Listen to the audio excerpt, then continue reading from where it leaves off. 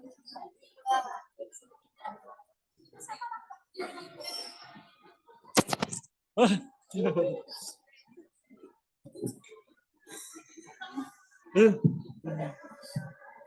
kita mulai saja kuliah pada kesempatan pagi hari ini. Ini sudah 3 kelas ya? Sudah. Sudah. Oke, ada yang dapat kursi panas yang ada mejanya? Ada yang enggak ya? Oke, nggak apa-apa ya. Oke, baiklah. Ya, saya mulai saja kuliah pada kesempatan pagi hari ini. Assalamualaikum warahmatullahi wabarakatuh. Waalaikumsalam warahmatullahi wabarakatuh. Selamat pagi, salam sejahtera semuanya. Gimana kabarnya hari ini? Sudah sarapan? Gimana sih kuliah jam 7 sama kuliah jam 7.30 masa sama-sama belum sarapan sih ya? Minggu kemarin kan jam 7 belum sarapan, sekarang 7.30 belum sarapan. Baiklah. Oke, sekarang topiknya ya adalah tentang heart failure ya, jadi gagal jantung. Oke, kita buat kontrak dulu ya. Kalau saya bicara, kalian diam. Kalau ada yang bicara dari kalian, saya diam. Itu ya, karena nanti akan mengganggu ketenangan seluruh kelas, gitu ya. Nggak kedengeran, berarti nanti kita nggak bisa mulai dengan baik, gitu ya. Jadi giliran saya dulu, nanti akan saya buka bagian tanya jawab, nanti kalian semua bisa bertanya, ya. Oke, jadi untuk tujuan pembelajaran pada kesempatan pagi hari ini adalah ini, mampu menjelaskan tentang gagal jantung, ya, baik mulai dari definisi, ya, sampai ke asuhan keperawatannya, atau dengan kata lain mahasiswa mampu untuk melakukan asuhan keperawatan mengikuti aspek legal dan etis, ya, dari tujuan pembelajaran yang sudah kita lihat, ya. Definisinya sekarang, gagal jantung, ya, ini merupakan suatu ketidakmampuan jantung untuk memompa darah secara adekuat, ya, dalam memenuhi kebutuhan oksigen dengan nutrisi, ya. Jadi yang disebut gagal jantung adalah jantung yang gagal untuk memompa, ya, itu saja, ya. Hanya saja, ya, gagal jantung ini, ya, dia punya 2 kriteria. Ada yang dia gagal sama sekali, ada yang dia masih bisa untuk memompa. Ini yang kedua, ya. Jadi gagal jantung definisi yang kedua, keadaan di mana jantung tidak dapat memompa dalam jumlah yang memadai. Artinya dia bisa memompa, tapi dia tidak full, ya, tidak semuanya bisa dipompa, ya. Nah, jantung tetap bekerja, tapi kekuatan memompa atau daya tampungnya berkurang, ya. Kemudian berikutnya adalah gagal jantung bisa menyerang, ya, jantung bagian kiri atau jantung bagian kanan. Jadi klasifikasinya itu nanti bisa dibagi menjadi gagal jantung kiri dengan gagal jantung yang kanan. Oke, dari LP kemarin semua sudah dapat ini, ya, berarti sudah dipahami untuk yang definisi, ya. Sekarang bagaimana bisa terjadi gagal jantung? Nah, sekarang saya mau mereview semua dulu nih hasil LP-nya kemarin, ya.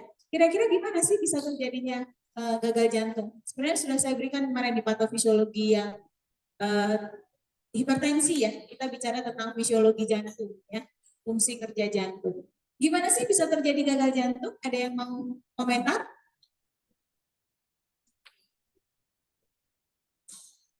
Ada? Oke, monggo, silahkan. Nanti sebutin namanya ya, Mbak, biar nanti banyak yang biar ada yang nanti didokumentasikan. Yuk. Mau pakai ini nggak? Nggak. Ya.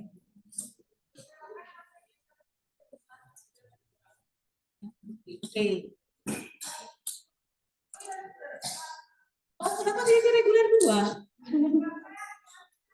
Ganti berganti ya? Reguler 4 ya? Oke.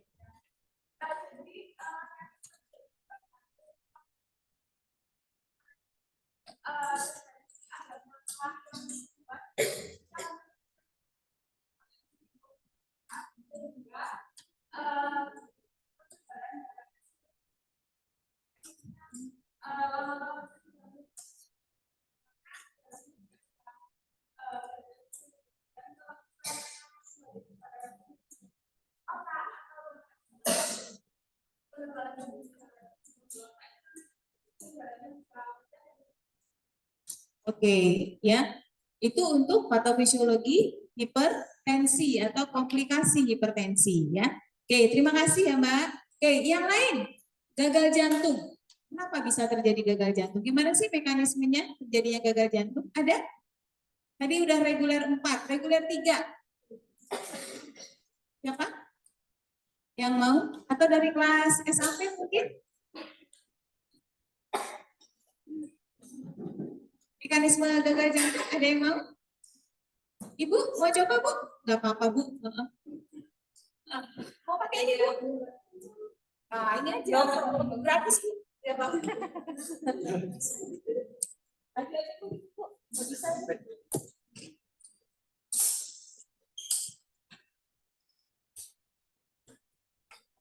Nama saya yang jawab, adanya penyumbatan atau penyempitan sehingga aliran darah yang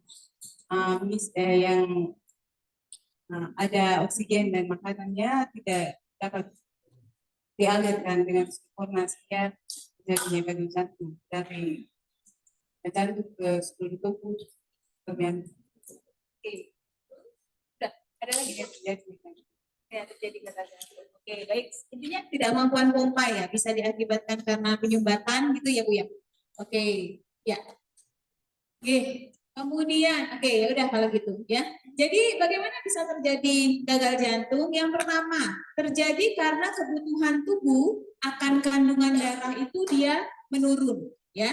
Jadi kebutuhan tubuh akan kandungan darah itu menurun sehingga jantung itu memompa lebih cepat. Ya, karena dia memompa lebih cepat, bebannya itu lebih meningkat. Karena bebannya meningkat dan berlangsung terus-menerus, akibatnya ya itu terjadi kegagalan pompa. Dia terus memompa tapi isinya nggak ada. Nah itu ya akibatnya dia akan capek gitu ya karena dia terus memompa tapi isinya nggak ada ya. Nah ini akan menyebabkan pelebaran bilik atau ventrikel jantung kiri ya.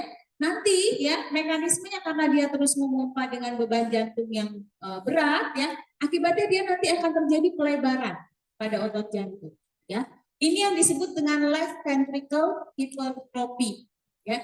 Jadi otot jantungnya dia akan membesar. Ya, jadi hipertrofi di left ventricle atau ventricle kiri. Ventricle kiri kan fungsinya untuk memompa. Ya. Nah, karena dia terus memompa ya, dia terus memompa untuk mendapatkan suplai oksigen yang maksimal tadi ya, lama-kelamaan dia jadi melemah. Ya, capek ya. Kemudian dia tidak mampu memompa darah, yang tadinya dia bisa memompa 100%, dia akan berkurang 80% ya. Dia berkurang 60%, berkurang 40%. Semakin lama dia semakin berkurang ya. Sehingga terjadilah yang disebut dengan gagal jantung. Ya, nanti pada suatu saat gagal jantung ini dia akan menjadi jantungnya tidak akan memompa sama sekali. Ya, dia akan ada di stase yang seperti itu komplikasinya. Nah, ini etiologinya ya. Jadi etiologinya ya bisa karena dia hipertensi ya, juga bisa karena congestive heart disease ya, bisa juga atau kardiomiopati atau penggunaan obat yang berlebihan ya, atau penggunaan obat yang terus-menerus dari beta blocker, anti aritmia ya, kemudian CA antagonis ya, kemudian penggunaan alkohol yang berlebihan ya. Penggunaan alkohol yang berlebihan ini dia memicu kerja jantung untuk bisa dia menghasilkan atau membersihkan darah ya supaya bersih dari alkohol ya. Kemudian ada gangguan endokrin ya, gangguan endokrin bisa diantaranya karena infeksi ya, bisa karena kelebihan hormon ya, atau dia kekurangan hormon ya di endokrin sehingga bisa memicu kerja jantung lebih cepat. Berikutnya karena adanya gangguan nutrisi ya, obesitas yang paling banyak ya. Obesitas di sini karena dia kemampuan untuk memompa jantung ya itu lebih tinggi ya. Dia butuh untuk suplai oksigen lebih tinggi untuk bisa metabolisme lebih banyak ya. Jadi pasien obesitas itu dia butuh suplai yang lebih banyak ya. Defisiensi tiamin ya, kemudian juga obat-obatannya atau nutrisi yang lainnya yang kurang ya, atau penyebab yang lainnya misalnya infeksi HIV ya. Nah itu juga bisa menyebabkan jantung itu untuk memompa lebih banyak ya, atau ya gagal ginjal ya, atau penyebabnya yang gagal ginjal yang end stage ya, di mana fungsi ginjalnya terganggu ya. Sehingga akibatnya itu fungsi jantung itu harus lebih cepat ya untuk bisa membantu ginjal itu melakukan fungsinya, filtrasi, sekresi, ekskresi, ya itu dia harus dikerjakan dengan cepat oleh jantung. Ya, jadi digantikan oleh jantung. Oke, klasifikasinya sekarang heart failure. Ya, kemarin siapa yang punya klasifikasi heart failure versi AHA, American Heart Association? Nggak ada? Yang terbaru sih nanti yang paling belakang saya kasihkan yang terbaru 2022 ada yang kemarin yang trajektori gitu ada? Nggak ada mau? Oke. Nah ini yang untuk versi ACC ini ya. Jadi dibagi ini berdasarkan struktur ya. Jadi berdasarkan struktur atau kerusakan pada otot jantung ya. Kalau berdasarkan kerusakan struktur pada otot jantung dibagi menjadi stage A, stage B, stage C dengan stage D ya. Ini yang versi sebelum, nanti ada versi yang baru ya. Nah, tapi di sekarang kita masih pakai yang ini, ada beberapa rumah sakit memang nanti sudah pakai yang terbaru karena dia baru keluar di 2022 ya. Kemudian ini untuk stage A ya, ini risiko tinggi untuk terjadi gagal jantung ya. Tapi tidak ditemui adanya gangguan kerusakan ya. Tidak ada tanda dan gejala untuk gagal jantung. Yang stage B ya, ini biasanya ada ya mulai muncul gangguan struktur jantung ya. Nih ya, mulai muncul gangguan struktur jantung, tapi ya ini biasanya dikaitkan ya, biasanya dikaitkan dengan adanya biasanya dikaitkan dengan adanya perkembangan ya atau mulai terjadi gagal jantung tapi tidak ada tanda dan gejala. Ya hanya ada perubahan struktur jantung misalnya ya dari gambaran eko ya atau dari gambaran ronsen itu sudah kelihatan ada pembesaran. Dari hasil pemeriksaan fisik itu sudah ada pembesaran ya.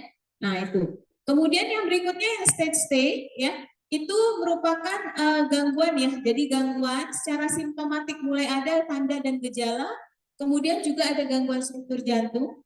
Yang stage D ya, ini gangguan sudah ada gangguan struktur jantung ya, kemudian juga ada tanda dan gejala ya. Ditambah ya dia harus diberikan treatment ya, treatment untuk gagal jantung ini dalam jumlah yang tinggi yang besar. Nah, ini berdasarkan NYHA ya, New York Heart Association ya.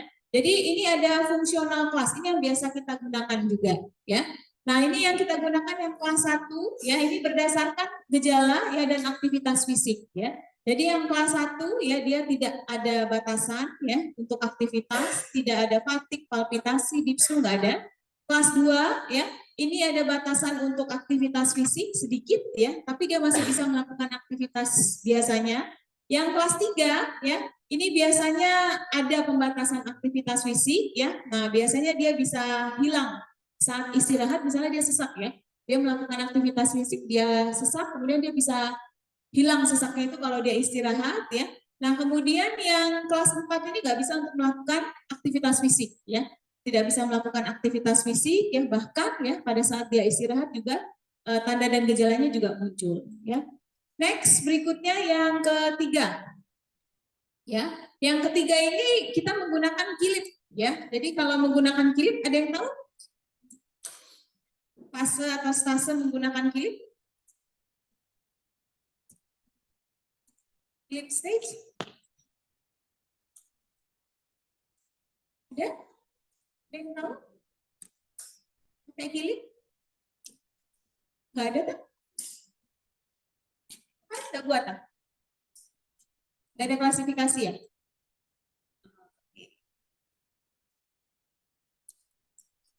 Nah, ya. Pakai kilip nggak ada?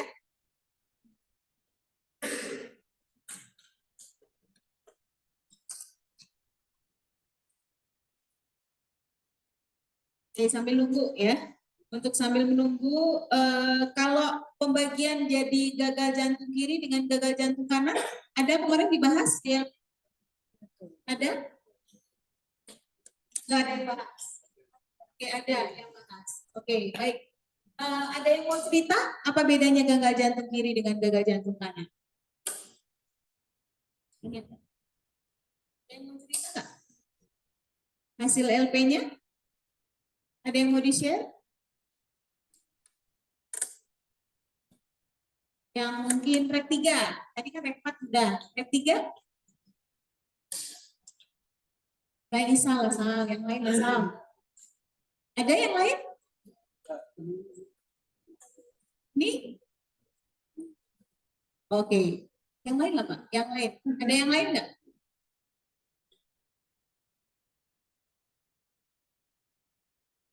Yuk, siapa? Rek 3? Mana ini rek 3? Rek 3, halo. Oh, kayaknya rek 3 nggak ada. Kalau yang 3 di depan. Mana rek 3?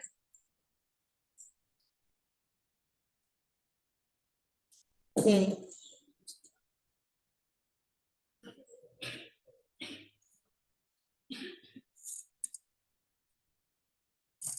Oke, nanti saya simpan ya, nanti saya sekalian absen aja, nanti saya panggil ya. Ini yang kilip ya. Jadi untuk kilip dibagi menjadi sama ya, stage 1, stage 2. Jadi kalau kilip ini berdasarkan nanti tanda dan gejala atau komplikasi yang ditimbulkan ya. Jadi ada stage 1 ya, tidak ada heart failure ya, tidak ada dekompensasi jantung. Jadi dengan komplikasi. Kalau stage 2 dia heart failure ya. Nah, ini ada diagnostik kriteria, ada suara S3 galop ya. Kemudian ada pembesaran pada vena pulmo ya, kemudian suara rales ya, ini juga ada yang muncul di sana ya. Hipertensi ya, kemudian ada ya ini pembesaran pada pulmo ya. Yang stage 3 ya ini heart failure yang berat ya. Jadi tanda dan gejala lebih berat dibandingkan yang stage 2 ya. Biasanya dilihat ini ketidakmampuan jantung itu untuk memompa lebih banyak itu tidak bisa ya. Kemudian berikutnya yang stage 4 ini yang shock kardiogenik, di mana jantung tidak mau memompa sama sekali. Ya, jadi jantung tidak mau memompa sama sekali. Kalau yang stage 3 dia masih mau memompa tapi sedikit sekali, ya. Kalau yang stage 2 dia masih bisa kompensasi dengan memompa tapi kekuatannya hanya separuhnya. Kalau yang stage 1 ya, dia tidak ada kompensasi sama sekali atau dia tidak ada dekompensasi, jadi jantungnya masih memompa dengan baik ya, meskipun nanti ada sedikit misalnya 5-10% dia tidak mampu memompa seperti sebelumnya ya. Jadi ini ya yang muncul yang stage 4 ini yang merupakan komplikasi yang timbul ya. Jadi biasanya kalau di Malang itu kita pakai yang kilip ya atau pakai yang NYHA. Jadi kita pakai dua. Ya, jadi pakai kilip ya. Kondisi pasien ini sekarang sampai di mana ya? Ini pakai kilip dan yang NYHA ya. Dia bisa melakukan aktivitas atau tidak ya. Jadi pakai yang ini ya. Berikutnya ada yang pakai Stevenson Plus ya. Stevenson Plus ini kita tidak pakai ya, tapi di beberapa rumah sakit itu di Indonesia juga ada yang pakai Stevenson Plus ya, tapi kita nggak pakai ya di sini. Jadi ada yang kelas 1 dry sama warm. Ini kalau ini melihat di ekstremitasnya, apakah dia kering hangat gitu ya. Kemudian apakah dia di ekstremitasnya dia hangat tapi basah ya, mengeluarkan banyak keringat, diaporesis ya. Kemudian yang kelas 3 ya ini yang ditakutkan, semakin lama semakin takutnya ke arah hampir mirip ke kilip ya, cuma dia pakai ekstremitas. Tapi kalau kilip dia lebih spesifik ya tanda dan gejalanya. Kalau ini dia pakai ekstremitas. Kalau yang kelas 3 ya ini dia dry ya, kering tapi dingin ya akralnya ya. Kalau yang kelas 4 dia basah ya tapi dingin ya akralnya. Kalau ini kan bisa banyak faktor ya yang muncul ya. Ini bukannya saya menjelekkan yang Stevenson ya, tapi yang Stevenson ini bisa karena pasiennya mungkin dia kalau dia disertai febris gitu ya, ini kan sulit untuk dia diidentifikasi atau dia dengan infeksi yang lainnya ini sulit untuk diidentifikasi ya. Oke, ini yang dari AHA ya. Yang terbaru ya, jadi yang AHA 2022 ya, itu dia menjelaskan bahwa ada stage A, stage B, stage C dengan stage D, sama yang seperti yang pertama ya. Hanya saja kalau yang AHA yang di sini ya, dia nanti yang stage A dia masuk ke risiko heart failure ya, sudah diganti ya, jadi dia berisiko untuk heart failure ya. Kemudian di sini untuk berisiko dengan heart failure ya, itu ya dia menandai tidak hanya pakai struktur, kalau tadi jantung ya. Nah, kalau yang di sini ya dia ditambahkan dengan tanda dan gejala. Jadi struktur dengan tanda dan gejala. Ya, jadi nggak hanya struktur aja. Kalau tadi kan cuma ada struktur saja, ya, ada kerusakan pada otot jantung, ya. Kemudian tanda dan gejalanya harus dilihat apakah pasien tersebut punya penyakit kardiovaskular yang menyertai. Contoh misalnya adanya hipertensi, ya, atau penyakit lain, penyakit kronis yang lain, komorbid gitu ya, yang menyertai, yang bisa menyebabkan hipertensi gitu ya, atau bisa menyebabkan gangguan kardiovaskuler lainnya. Contoh misalnya diabetes ya. Ini kan faktor risiko bersama seperti yang kemarin saya jelaskan ya. Dia juga bisa menyebabkan gagal jantung langsung dari diabetes ke gagal jantung gitu ya. Atau dia hipertensi dulu yang tidak diketahui tiba-tiba datang dengan gagal jantung ya. Penyebabnya DM dengan hipertensi. Ya, itu penting untuk kita kaji ya. Nah, ini untuk tanda-tanda yang lainnya ya. Nah, untuk yang stage B ini adalah yang pra heart failure ya. Jadi bedanya apa ya? Kalau ini berisiko untuk gagal jantung, berarti belum terjadi gagal jantung, tapi kemungkinan besar dia akan gagal jantung, gitu ya. Nah, kalau ini pre-heart failure, berarti dia sudah heart failure, tapi tahap yang paling yang awal, ya. Nah ini dia tidak ada tanda failure, ya, tapi ya dia punya gangguan struktur jantung. Itu yang pertama. Kalau yang tadi kan gangguan struktur jantung, gitu ya. Kalau ini dia punya gangguan struktur jantung, ya. Kemudian berikutnya ya, dia punya data bahwa terjadi peningkatan tekanan jantung. Ya, peningkatan tekanan jantung ini bisa kita pakai rumus yang kemarin itu ya. Jadi cardiac output sama dengan heart rate dikalikan stroke volume. Ya, dia akan ada peningkatan dari tekanan darah contohnya untuk stroke volume atau ada peningkatan nadi ya dengan heart failure. Berarti nanti kemungkinan terjadinya penurunan cardiac output kalau dua-duanya naik ya. Nah, ini harus ada faktor risiko ya. Ini faktor risikonya ya. Jadi ini faktor risikonya misalnya yang paling gampang itu ada peningkatan troponin ya. Jadi enzim jantung itu yang kita pakai troponin. Kalau dia ada peningkatan troponin, kemungkinan besar dia pra-heart failure ya, karena dia ada kompensasi di dalam tubuhnya ya.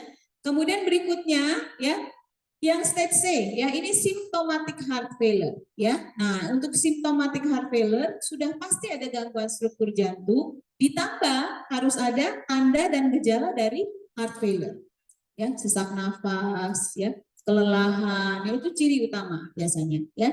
Kemudian advance heart failure, ini advance ini bukan dia canggih heart failure-nya, lebih canggih ya, enggak ya, tapi dia lebih berat ya.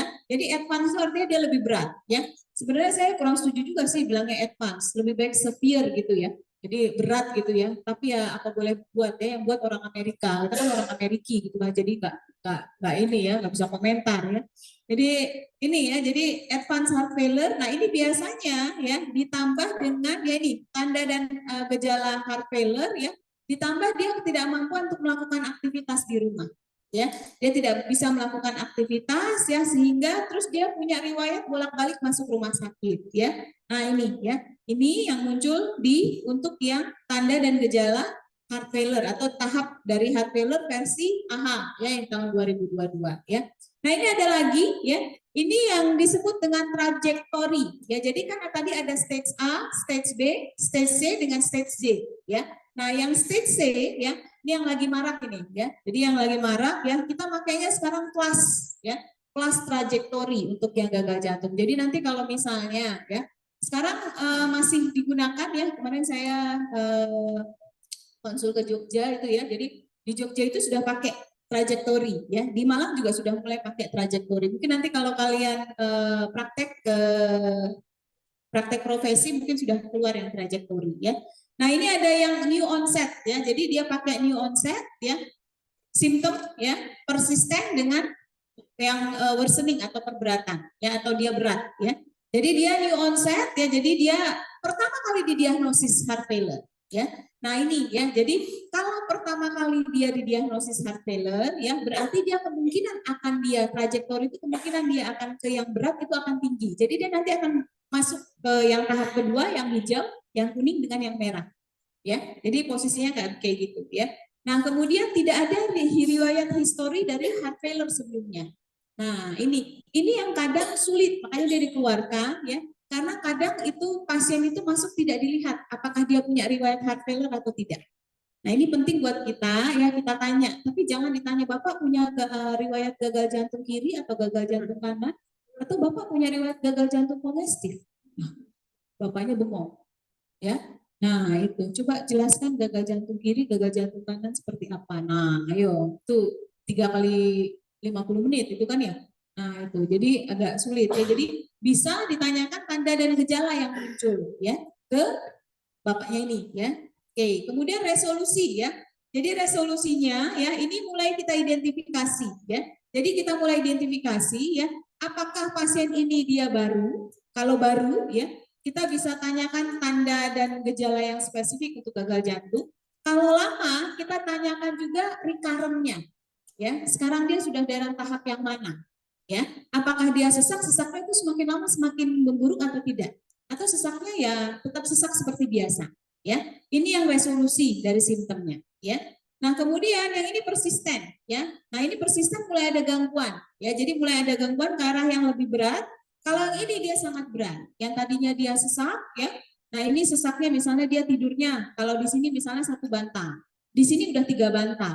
Nah di sini udah nggak pakai bantal, ya artinya dia sudah nggak butuh bantal, posisinya sudah ke depan, ya udah seperti itu, ya itu yang worsening, ya biasanya dia masih bisa sandaran gitu ya, di 3 mungkin 3 bantal gitu ya, atau 2 bantal, yang di sini cuma 1 bantal gitu misalnya, nah itu sudah mulai perberatan, itu namanya trajektori. Jadi kita harus bisa lihat, oh dia sekarang sudah yang di tahap yang mana, karena nanti bisa ke arah yang worsening, ya lebih lanjut, ya.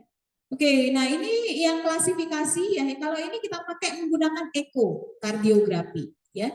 Jadi ekokardiografi ya. Kita bisa melihat juga ya. Jadi untuk left ventricle ini ya, apakah dia untuk yang left ventricle ejeksi fraksi ya. Jadi ejeksi fraksi nanti mungkin ya di praktek profesi kita pakai yang namanya eko. Yang akan kita lihat di eko nanti adalah yang ejeksi fraksi ya. Ejeksi fraksinya ya, kalau ya dia kurang dari 40 ya berarti dia masih bisa ya. Kalau dia lebih dari 40 atau lebih dari 50 itu berarti pasiennya ini sudah tidak mampu untuk memompa dengan baik ya. Ini hampir sama mirip dengan yang trajektori, cuma dia pakai diagnostik ya. Jadi pakai studi diagnostik ya. Nah ini yang kita pakai sekarang ya. Jadi sekarang kalau trennya ditanya udah di eko belum, hasil ekonya berapa gitu ya. Nah itu ya. Eko itu bukan Pak Eko ya, tapi ekokardiografi ya. Oke, sekarang gagal jantung ya. Ada gagal jantung kiri dengan gagal jantung kanan. Untuk pembagian kiri dengan kanan saya lewati kemarin ya, karena saya pikir kalian dari hasil yang sudah dibahas itu sudah ada yang membahas memang tentang gagal jantung kiri dengan gagal jantung kanan. Ada yang mau komentar? Mungkin kelas reguler dengan kelas SAP? Gagal jantung kiri yang paling ini dulu deh, yang paling sering muncul pertama kali itu gagal jantung kiri dulu. Yuk, siapa yang mau komentar? Nah, ini kayaknya harus mempipa ini kayaknya ya. Siapa? Rek 4 juga boleh, nggak apa-apa wes.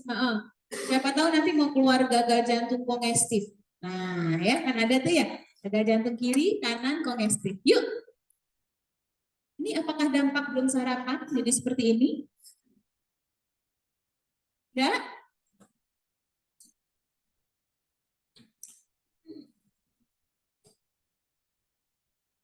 Ada?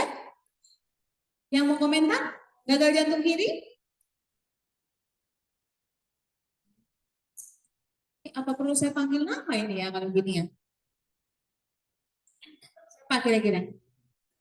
Wah, sip 1. Baru 1. Ini mau kiri apa kanan?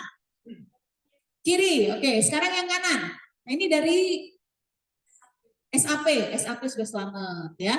Sekarang yang rek 3 sama rek 4. Yuk. Tinggal yang kanan dengan yang kongestif. Monggo, silahkan. Atau mau saya sebutkan nama? Harus buka absen dulu berarti nih. Siapa?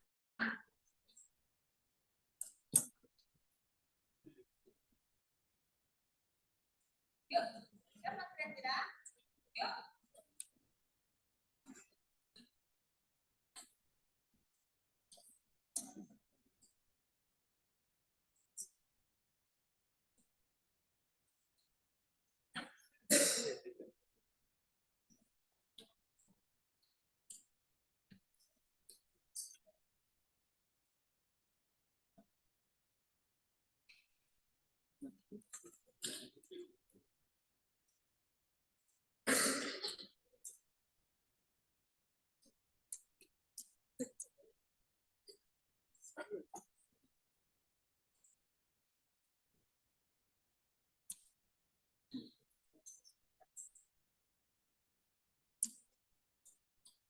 Rek 3 ya.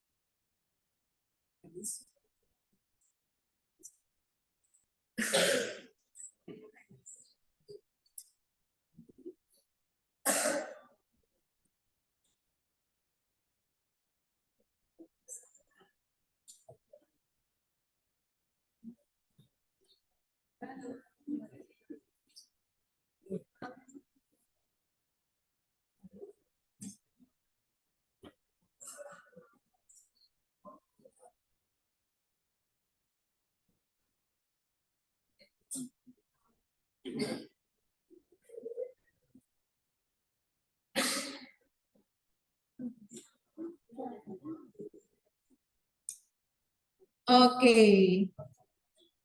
Sambil dibuka absennya, tunggu sebentar.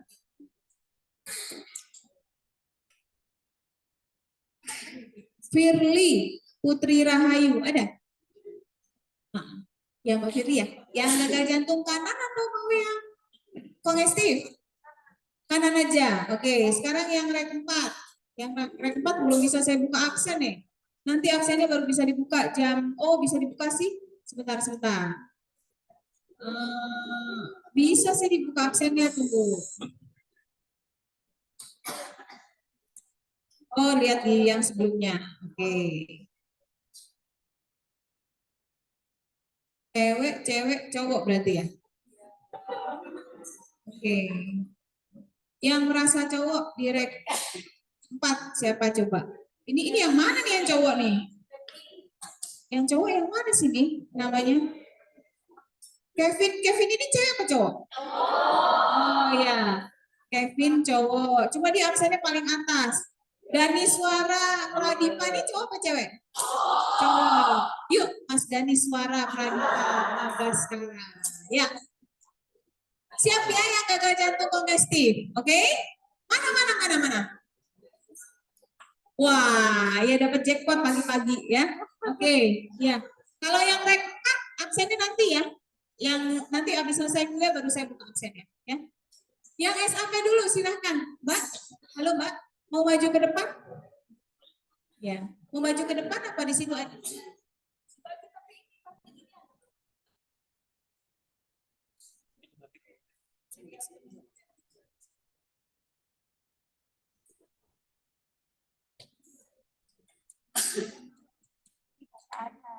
Untuk pengidap gagal jantung ini itu biasanya gejala seperti sesak nafas dan tubuh terasa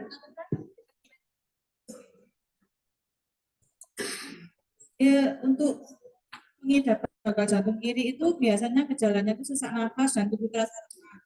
Gejala apa? Sesak nafas atau PA itu biasanya dipicu oleh timbulnya edema paru, interstisial, batuk, sepetung berbusa yang terjadi karena adanya sumbatan pada ventrikel kiri sehingga darah yang masuk dari paru-paru itu kembali lagi ke paru-paru. Jadi di situ di paru-parunya itu adanya penumpukan cairan sehingga menjadi edema sehingga menyebabkan sesak.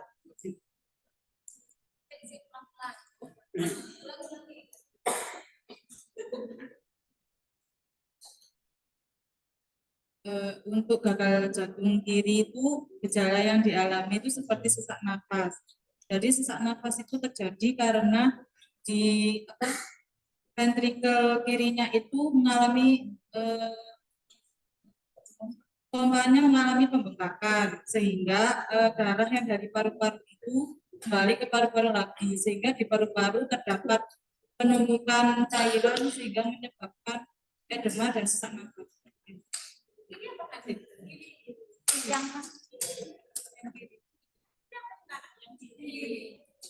paru kanan. Kiri apa kanan? Kiri apa kanan? Jangan kiri kanan, harus kiri kanan.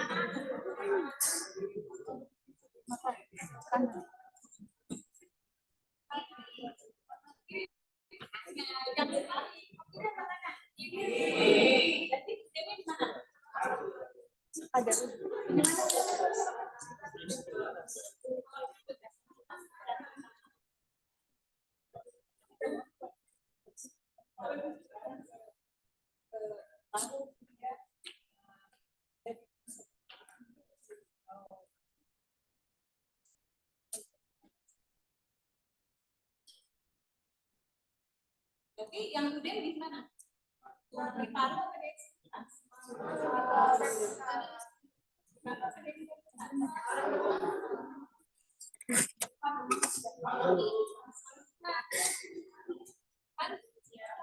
Jadi udahnya di paru, bukan di ekstremitas.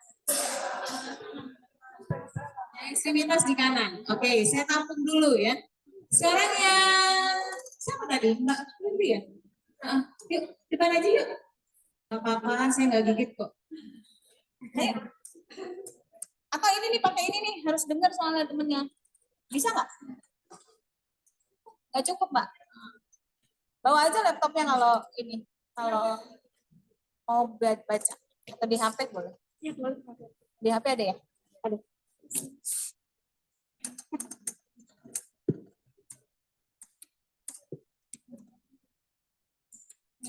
Kalau nama saya Fitri Rahayu, izin pendapat mengenai tanda atau bedanya gagal ginjal gagal jantung kanan dan kiri dan saya bagian gagal jantung kanan. Nah, untuk gagal jantung vesikalis ini terjadi ketika ventrikel kanan jantung tidak mampu memompa darah dengan efisien ke paru-paru dan menyebabkan penumpukan darah ke dalam pembuluh darah balik menuju jantung. Hal ini bisa menjadi akibat dari gagal jantung sisi kiri yang tidak terkontrol dengan baik. Nah, untuk tanda gejala itu seperti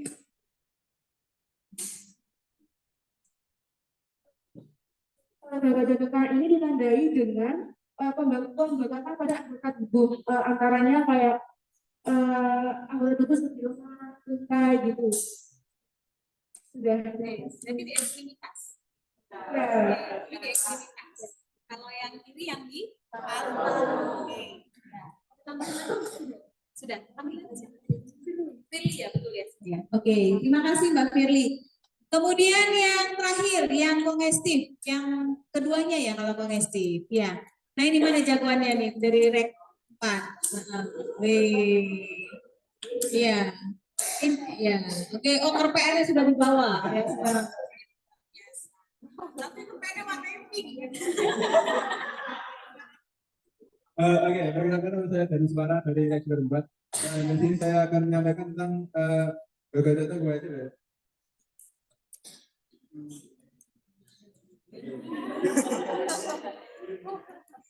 Gagal jantung itu sendiri adalah penyakit yang dimana jantung itu tidak mampu memompa darah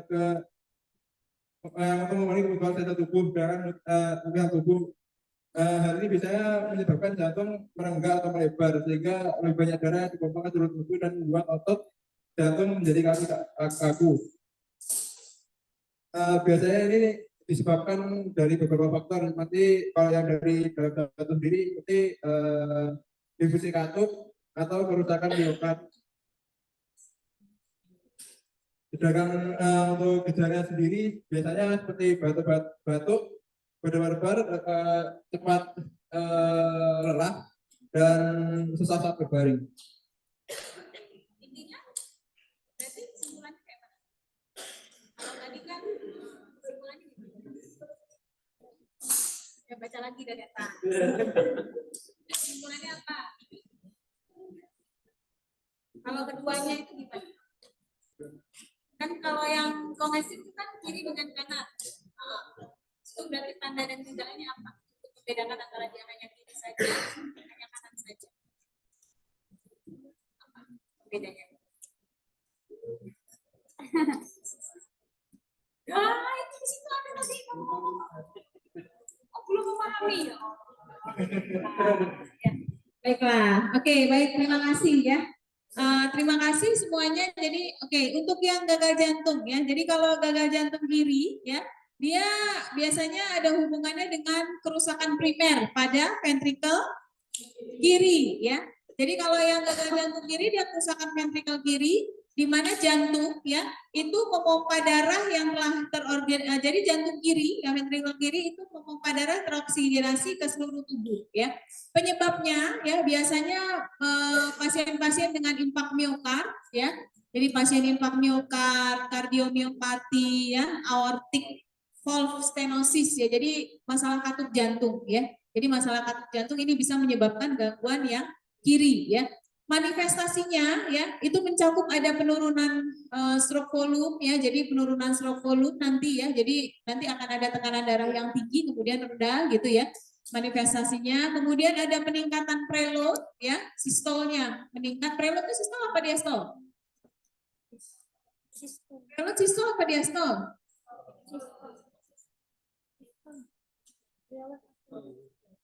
Wah, ini saya harus protes nih ke dasar keperawatan ini ya.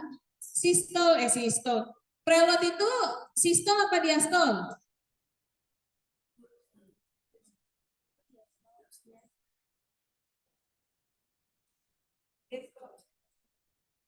Ayo. Diastol apa sistol? Diastol ya. Jadi ada peningkatan preload ya. Ini untuk yang gagal jantung kiri ya. Nah, kemudian ada kongesti pulmonar. Ya, artinya ada udem paru ya. Ada udem paru di gagal jantung kiri ya. Jadi udem paru di gagal jantung kiri ya. Karena ada udem paru yang kronis sehingga akan meningkatkan beban jantung yang kanan yang menyebabkan dia bisa memicu untuk terjadi gagal jantung kanan. Nah, ini bedanya tadi ya. Kalau yang gagal jantung kanan, ya dia tidak harus didahului ke gagal jantung kiri dulu, ya. Tapi kalau gagal jantung kanan dia bisa dua, bisa karena didahului gagal jantung kiri, bisa karena gagal jantung kanannya sendiri. Tapi kalau gagal jantung kiri, dia tidak bisa didahului gagal jantung kanan dulu, dia berdiri sendiri, ya untuk yang kiri, ya. Yang paling banyak itu adalah yang kiri. Ya, nah kalau yang kongestif ya dia pasti dimulai dengan gagal jantung kiri dulu. Sehingga nanti pada waktu anamnese tolong ditanya riwayat gagal jantungnya itu sejak kapan sehingga kita bisa lihat gambaran kondisi pasiennya itu seperti apa ya. Dyspnea ya. Kemudian nanti kalau untuk dyspnea ya nanti kan ada perbedaannya ya antara dyspnea, tachypnea ya. Nah, ini kalau yang ini dia dyspnea. Cirinya kentara sekali ya bahwa dia itu dyspnea ya. Kemudian sputum berbusa karena dia udem pulmonal ya sehingga dia akan disertai batuk ya. Nah, sputumnya berbusa ya, kadang itu warnanya pink ya. Nah, itu jadi disertai bunyi pink itu tadi, bunyi pink warna pink itu tadi ya. Kemudian adanya sianosis juga karena ketidakmampuan untuk perfusi iskemiknya ya. Kemudian kelelahan ya dan kelemahan ya. Itu ya. Kalau untuk yang manifestasi yang sebentar ya. Jadi karena adanya udem pulmonal ya itu yang menyebabkan itu. Nah, kalau yang kanan tadi Mbak Firly ya. Mbak Firly ya, tadi sudah menjelaskan dengan baik ya. Jadi kanan ini hubungannya dengan jantung kanan ya. Jantung kanan itu dia tidak bisa memompa ya darah yang kaya CO atau memang sengaja kan kalian kerjain itu punyanya tugasnya ya. Kayak yang CO ya. Oke, kayak yang CO ya. Oh, bolehlah saya tampilkan ya. Nah. Kayak CO2 ya, jadi deoksigenasi menuju paru-paru ya. Penyebabnya adalah gagal jantung kiri ya. Nah, ini ya. Berikutnya ada udem perifer ya dan asites ya. Nah, ini kemarin ya waktu kita praktikum pemeriksaan fisik kan ya ada asites ya. Jadi karena dia ada asites di udem seluruh tubuh sehingga bisa menyebabkan udem di asites karena ada peningkatan kerja dari tekanan di abdomen ya. Itu. Oke. Kemudian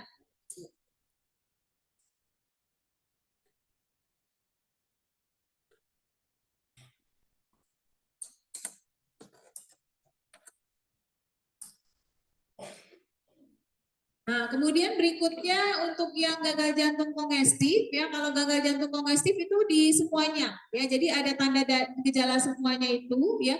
Kemudian dia ditambah dengan sesak nafas yang berlebih biasanya kalau kongestif. Ya, jadi dia kalau yang kiri dengan kanan itu yang kiri dia mungkin ada sesak nafas karena adanya udem pulmo. Kemudian yang kanan dia sesak nafas juga. Kalau ini karena gabungan keduanya, sehingga dia ketidakmampuan kompensasi itu dia lebih tinggi dibanding yang kiri atau kanan saja, ya itu. Kemudian juga biasanya dia kadang mengarah ke arah shock yang kardiogenik biasanya kalau yang dia gagal jantung kiri dengan gagal jantung kanan, ya. Jadi itu ya. Yang tadi nggak ada, tadi saya ngomong sendiri memang. Karena sudah saya lihat di beberapa tugasnya itu sudah masuk semuanya, ya. Cuma ada yang tidak menggambarkan antara, kan cuma ada kiri dengan kanan tidak menggambarkan yang kongestif, ya. Ada yang kongestif. Oke. Yang sudah ya itu sudah saya bahas. Kemudian yang ECG, ya. Di gagal jantung, ya, itu nanti ada gangguan ECG. Jadi kalau kita pakai pemeriksaan diagnostik, ada gangguan pada elektrokardiografi, ya. Nah, biasanya ya ini muncul yang namanya ada nanti sinus takikardia, ya. Nah, takikardia ini biasanya karena HF yang tidak terdekompensasi, ya. Kemudian biasanya juga ada yang sinus bradikardia, ya. Biasanya ini pasien HF dengan penggunaan digoxin. Ya, jadi pasien HF dengan penggunaan digoxin itu nanti muncul sinus bradikardia. Ya, jadi mungkin nanti ada pasien HF yang dia di gambaran EKG-nya dia hanya muncul sinus takikardia, hanya muncul sinus bradikardia. Jadi bisa berbeda tergantung dari kondisi pasiennya. Ya, jadi jangan berharap nanti seperti pasien PJK atau penyakit jantung koroner, ya gambarannya ST elevasi gitu ya. Kalau ini enggak, ya. Nah, itu jadi dilihat di sana. Atau ya dia kalau misalnya penyebabnya tadi karena iskemia miokard, bisa saja ya dia ada ventricular arrhythmia, ya. Atau kalau misalnya dia tahapnya sudah ke arah shock, bisa saja nanti muncul ventricular arrhythmia, ya. Misalnya ada ventricular fibrilasi, ventricular atrium, ya. Itu dia muncul di sana, ya. Nah, kemudian ada masalah di Q-wave, ya. Q-wave ini kalau misalnya dia sudah pernah terkena sebelumnya, ya, pernah kena serangan jantung juga, ya, sehingga ada kematian otot jaringan, sehingga nanti muncul namanya ada Q patologis, ya. Jadi Q-nya itu dia muncul, ada gambaran Q yang dia dalam, ya, pada gambaran EKG, ya. Kemudian ada yang hipertrofi, ya. Hipertrofi ini biasanya ada masalah nanti di V1, kalau nanti ada 12 lead, kalian belum masuk sih ya. Jadi ada 12 lead ya di V1 sampai V6. Nanti ada perubahan, ya. Dan nanti saya jelaskan, ya, pada. Dan AV block, ya. Jadi ini gambaran EKG. Jadi ke semua ini bisa muncul di pasien HF, ya. Jadi jangan berharap gangguan EKG pada pasien HF itu cuma satu cirinya, ya. Tidak seperti itu, ya. Jadi harus bisa mengidentifikasi, ya. Nah, ini misalnya gambaran ECG pada gagal jantung kanan, ya. Jadi kalau pada gagal jantung kanan, ya, ini kalau kita lihat dia pada 12 lead 1, ya, lead 2, 3, AVR, AVL, AVF, ya, V1, V2 sampai V6, ya. Nah, biasanya yang terjadi ya di P-wave-nya ya pada pasien dengan gagal jantung kiri, ya, dia gagal jantung kanan, ya, karena dia ketidakmampuan pompa balik gitu ya, nggak mampu untuk memompa balik. Akibatnya ya terjadi kompensasi, ya. Jadi misalnya ada gangguan nanti di R, ya, kemudian di T, ya, dia ada ketidakmampuan pompa. Bisa saja nanti di T-nya dia tinggi, bisa saja di T-nya dia rendah seperti ini, depresi atau dia elevasi, ya. Kalau yang di gagal jantung kiri, ya, biasanya yang muncul adalah yang namanya P pulmo, ya, atau P pulmonal. Jadi P-nya dia lebih lancip dibanding yang lainnya. Biasanya P itu nggak lancip, ya. Jadi nggak lebih tinggi, namanya P pulmonal, ya. Itu muncul di gagal jantung kiri, ya. Nah, kalau yang P tinggi ini nanti ada gangguannya lagi, harus dilihat apakah pasien ini mengalami gangguan pada atrium, ya. Jadi kalau di EKG itu ada gangguan pada impuls listrik awalnya itu ada di mana, ya, apakah dia ada gangguan di sana atau tidak, ya. Oke, untuk chest rate, ya, perlu nanti ada pemeriksaan diagnostik selain EKG, ya, juga harus perlu dilakukan pemeriksaan chest rate, ya. Untuk chest rate yang kita lihat adalah kardiomegali. Berarti yang harus kita hitung di sini ada kardiomegali, ventricle hypertrophy, ya. Nah, nanti kita hitung ya pada chest rate ini, ya. Biasanya di profesi, ya, atau nanti kalian boleh cari juga nggak apa-apa, ya. Nanti dihitung ya, namanya menggunakan CTR, ya, cardio thoracic rasio. Ya, jadi CTR-nya itu berapa? Kalau lebih dari 50% berarti ada kardiomegali. Ya. Nanti kalau mau latihan boleh ya. Jadi kalau cari misalnya gambar ronsen gitu ya dengan kardiomegali ya. Nanti lihat ya. Jadi ada gambar ronsen kemudian nanti dibuat garis tengah ya. Dibuat garis tengah. Kemudian yang paling panjang ya yang terjauh ya. Jadi yang terjauh dari tengah itu yang terjauh dari jantung ya.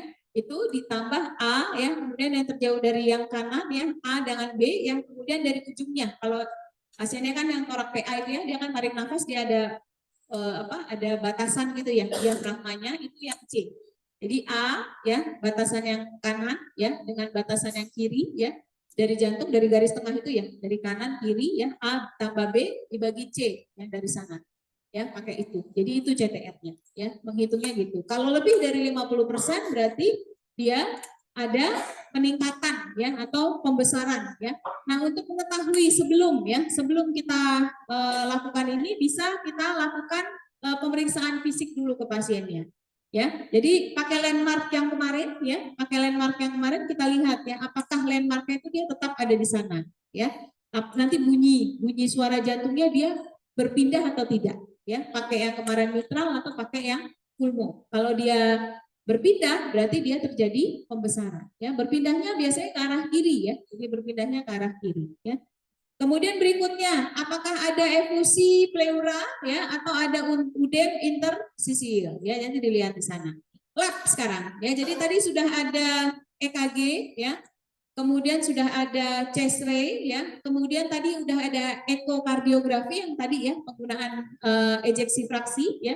Nah ini yang lab ya. Penting nggak kita lakukan pemeriksaan lab? Penting ya. Jadi yang kita cari nanti adalah serum kreatinin ya pada pasiennya terkait dengan fungsi ginjalnya. Kemudian anemi yang tadi ketidakmampuan pompa karena volumenya nggak ada. Ya, apakah dia karena pasien ini anemi? Atau pasiennya hiponatremi sehingga terjadi gangguan aritmia ya, gangguan rekam listrik jantung ya. Nah, kalau ada hiponatremi berarti nanti ada gangguan pada irama jantung ya.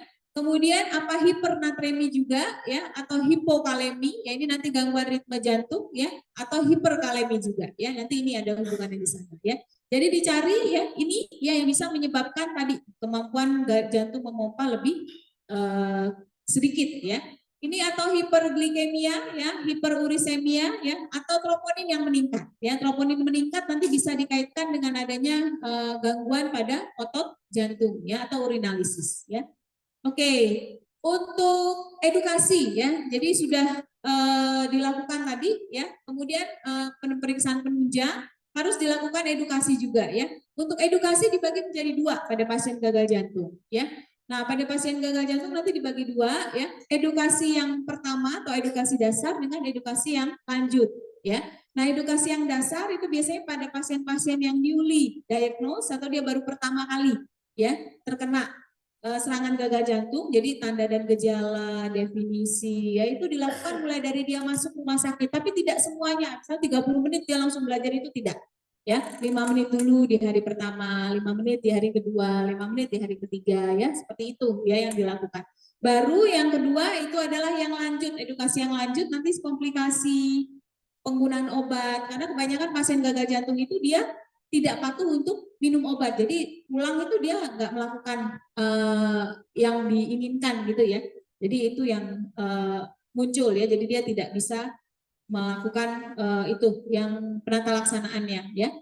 Nah, ini tanda dan gejala dan lain-lain ya. Jadi ini psikososial juga muncul di sana ya. Nah, ini untuk diagnostik algoritmenya ya. Jadi kalau untuk algoritmenya tadi sama ya. Untuk algoritmenya ini nggak usah lah ya, tadi sudah ya. Untuk farmakologis ya, yang digunakan ada furosemid ya. Itu adalah obat diuretik ya. Jadi dia diuretik loop ya. Diuretik itu ada 3 ya. Nah, yang kita pakai ini yang diuretik loop ya, diuretik loop ya, yang kita pakai untuk pasien gagal jantung ya. Jadi untuk diuretik loop, kemudian juga dopamin ya. Nah, dopamin ini untuk meningkatkan kontraksi miokard ya. Nah, untuk dosis-dosisnya ini nanti ditentukan dari kemampuan jantung untuk kontraksi ya. Nah, kalau misalnya ya pasiennya itu diberikan dosis 2 sampai 5 mikrogram ya. Ini nanti harus dilihat ya apakah produksi urinnya meningkat ya. Nanti bisa dipadu ya. Ini dengan kalau produksi urin yang meningkat ya bisa dipadu juga dengan furosemid ya sehingga nanti banyak cairannya bisa keluar ya. Kemudian berikutnya itu sih biasanya ya. Untuk penata laksanaan keperawatannya ini secara singkat ya nanti kita akan masuk ke asuhan keperawatannya ya. Jadi yang pasti itu kita akan monitor intake dengan output ya. Kemudian kita akan membuat pasiennya itu untuk bisa supaya dia tidak udem lagi atau bengkak lagi ya. Mungkin makanannya ya itu kita jaga ya, mengurangi diet natrium gitu ya. Kemudian pasiennya juga supaya dia tidak kelelahan kita batasi aktivitasnya ya. Bisa melakukan aktivitas tapi yang optimal ya.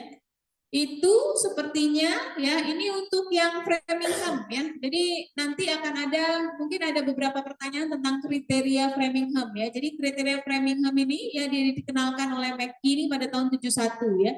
Jadi untuk gagal jantung ini cirinya ya, pakai kriteria Framingham ini ya. Jadi ada yang mayor dengan ada yang minor ya. Kalau yang mayor itu dia ada distensi vena ya. Jadi karena dia jantungnya dia membesar, dia ada distensi vena ya. Kemudian ada kardiomegali ya, ada udem pulmo, ada S3 galop ya. Kemudian ada hepatojugular reflux ya. Kalau yang minornya ini ada udem ankle ya, batuk pada malam hari, dyspnea, hepatomegali ya, ini yang muncul di sana ya. Oke ya, jadi kalau untuk yang kongestif pada kriteria Framingham ini 2 mayor atau 1 mayor atau 2 minor ya dengan 1 mayor ya. Itu intinya ya. Oke, saya kira itu saja untuk yang ini untuk obat ya. Kalau pakai stage C tadi ya. Jadi kalau yang stage A ya, masalah struktur jantung tadi di treatment hipertensinya ya, di treatment yang untuk gangguan lipidnya ya. Kemudian diberikan ACE inhibitor ya. Kalau yang ini yang B ini diberikan beta blocker ya. Kemudian yang C ini ya diberikan obat-obatan tadi ya dikombinasi ya. Ya kalau yang D ini biasanya sudah kita lakukan pemberian obat-obatan yang sudah canggih ya. Jadi mungkin dengan dengan penggunaan ventilator ya karena dia shock sudah ya sehingga atau dengan penggunaan siring pump ya dan lain-lain ya. Oke. Ini untuk yang diuretik, ini perbedaannya yang diuretik ya. Saya kira itu untuk asuhan keperawatannya ya. Pengkajian ya pada saat pengkajian itu ada data subjektif dengan ada data objektif ya. Nah yang subjektif ya yang penting untuk kita tanya ke pasien adalah tanda-tanda berikut ini. Yang pertama ya, apakah ada nyeri dada atau ketidaknyamanan pada dada ya seperti kemarin ya. Kemudian yang kedua, apakah ada sesak ya? Apakah sesaknya itu pada saat dia duduk atau pada saat dia tiduran ya. Kemudian yang berikutnya apakah ada udem ya di daerah kaki ya atau di seluruh tubuh. Nanti minta pasien untuk menunjukkan ya. Bengkak, jangan bilang udem ya, bengkaknya ada di mana ya. Kemudian apakah ada nyeri pada kaki ya pada saat dia exercise ya. Kemudian berikutnya itu apakah ada urinasi ya di pasiennya itu ada peningkatan frekuensi urin ya pada waktu malam hari atau adanya palpitasi ya. Nah ini ditandai di sini ya. Kemudian untuk kriteria objektif ya, ini nanti kita harus pakai tadi lab ya, pakai lab biomarker ya, tadi ada troponin, EKG ya, hematokrit, hemoglobin. Ini tadi ya untuk menandai yang lainnya. Kemudian untuk physical examination ya, nanti kita lihat juga ya, apakah ada pulsasi, ingat yang kemarin ya, ada pulsasi di dada ya. Kemudian apakah kemampuan dia untuk inspirasi dengan ekspirasi itu kelihatan kalau pasien sesak ya. Nah itu dilihat di sana. Auskultasi ya, di auskultasi tekanan darahnya meningkat atau menurun ya. Kalau dia meningkat masih kompensasi, kalau dia menurun sudah dekompensasi ya. Kemudian berikutnya heart rate-nya ya, irama dengan suara jantungnya. Ini EKG-nya belum ada ya? Oh iya, ditambah EKG ya, jangan lupa ya di sini ya. EKG ya. Kemudian inspeksi ya. Pada inspeksi ya, pada pemeriksaan fisik ya, nanti dicari ya pada inspeksi apakah ada distensi vena jugularis seperti yang kemarin ya. Kemudian apakah ada cyanosis ya di seluruh di ekstremitas ya. Kemudian apakah ada clubbing finger ya, yang kukunya kemarin ya seperti melengkung ya, cekung itu ya. Kemudian apakah ada luka ya atau ada pembukaan atau pembesaran vena varikosa ya. palpasi ya, dipalpasi ya, ini dipalpasi adanya pulsasi di dada, kemudian ada di ini di apa di vena jugularis ya, itu ya. Berikutnya ya, ini untuk yang pulsasi yang nadi ya, di sini ya, nadi di perifer, kemudian nadi di pusat ya. Perkusi ya, perkusi ini adanya abnormal cardiac border ya, jadi abnormal cardiac bordernya itu dilihat ya.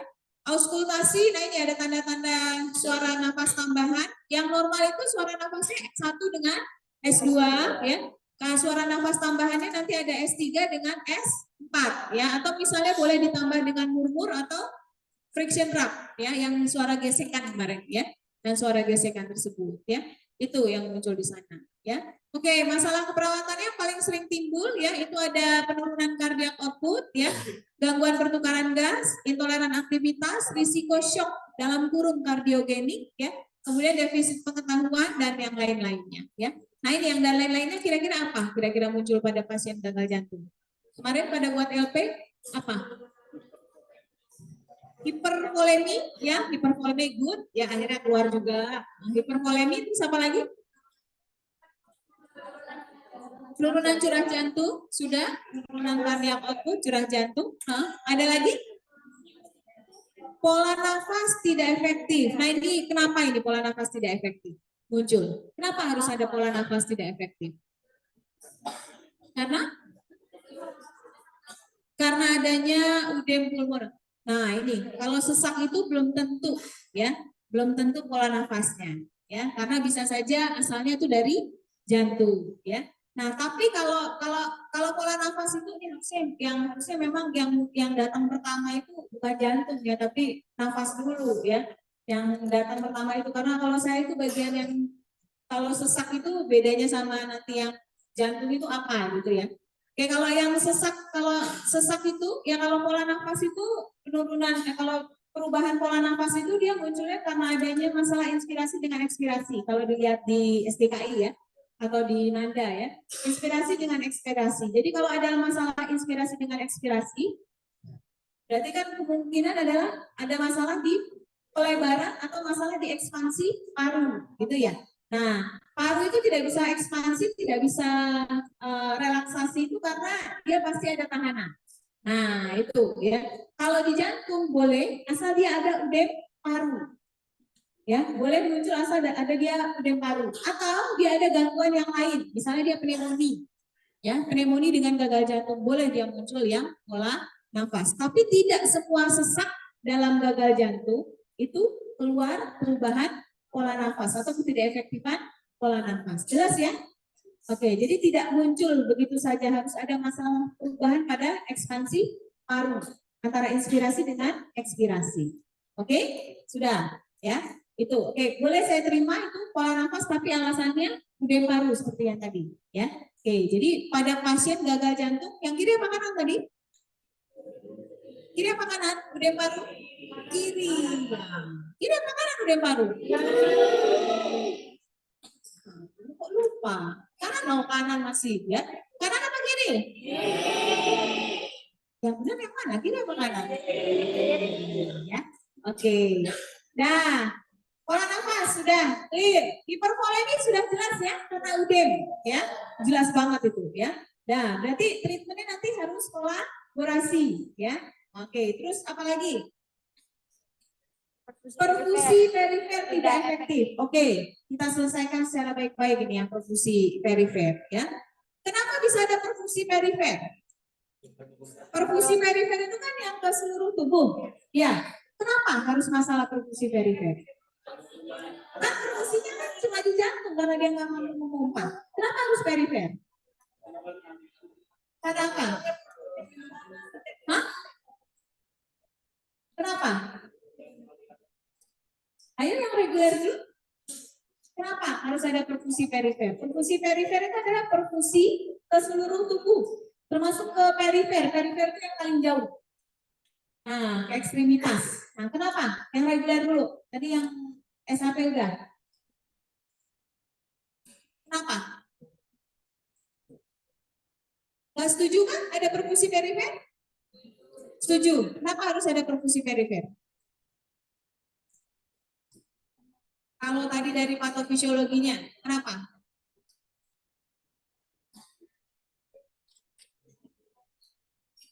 Ayo, nggak apa-apa kok. Kenapa? Masa saya harus buka absen lagi sih, ya Allah. Janganlah. Yuk, angkat tangannya. Perkusi perifer.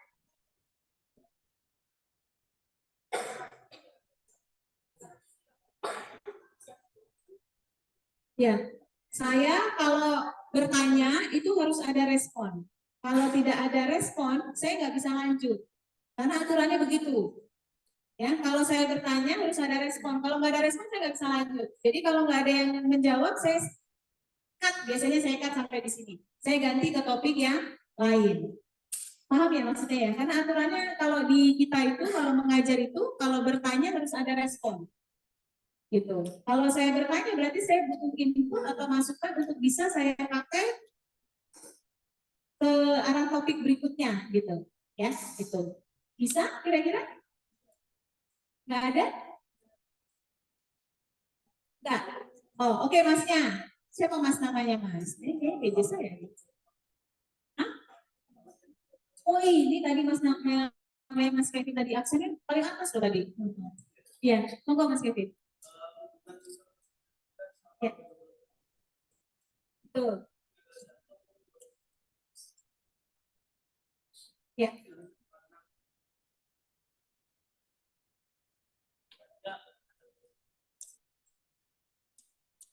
Karena dia tidak bisa memompa ke seluruh tubuh, ada hubungannya dengan keseimbangan cairan.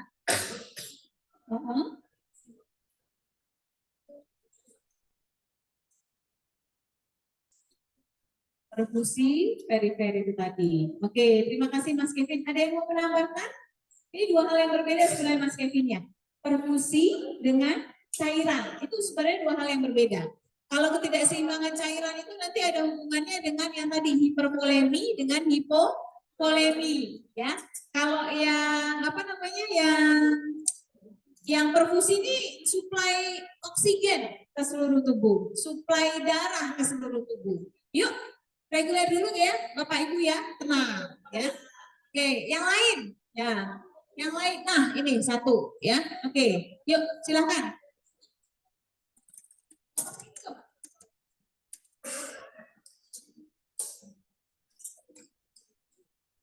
Baik, izin menjawab.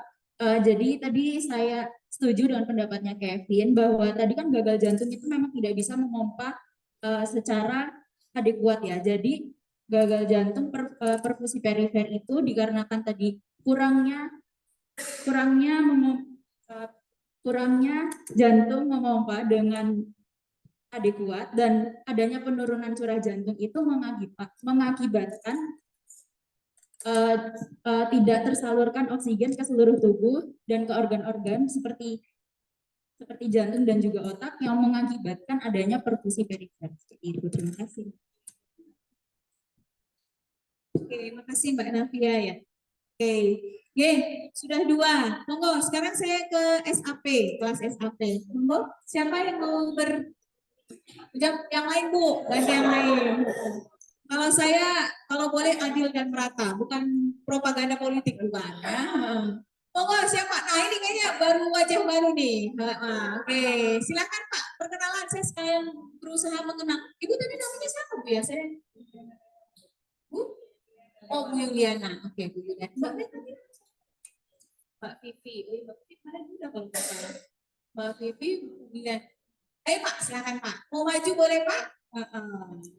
Oh, di situ aja. Bapak takut terkenal. Enggak apa-apa Pak, sini aja Pak. Gak kedengeran kan ya Bu Ibu ya? Gak kedengeran kan?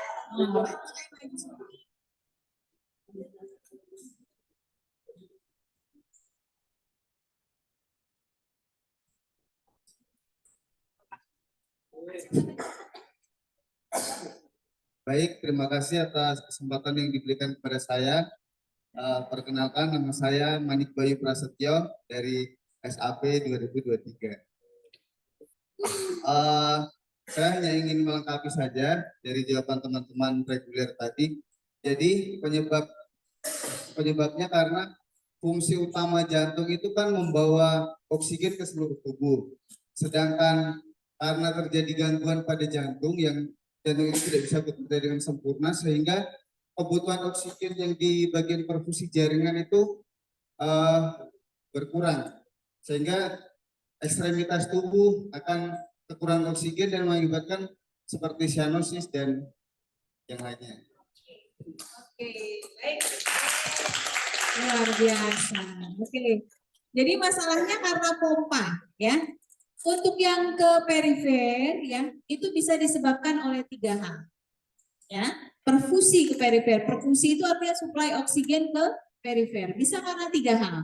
Yang pertama karena pompa jantung yang nggak kuat memompa sampai ekstremitas. Yang kedua, salurannya bocor, pembuluh darahnya ada yang bocor, misalnya perdarahan. Ya, contoh misalnya dia kecelakaan, fraktur, ya pembuluh darah besarnya dia pecah, gitu ya. Sehingga kan yang ekstremitas paling bawah dia nggak akan teraliri, gitu kan ya. Nah itu. Kedua karena salurannya bocor. Yang ketiga karena isinya tidak ada. Nah sekarang ya nanti harus dilihat etiologinya.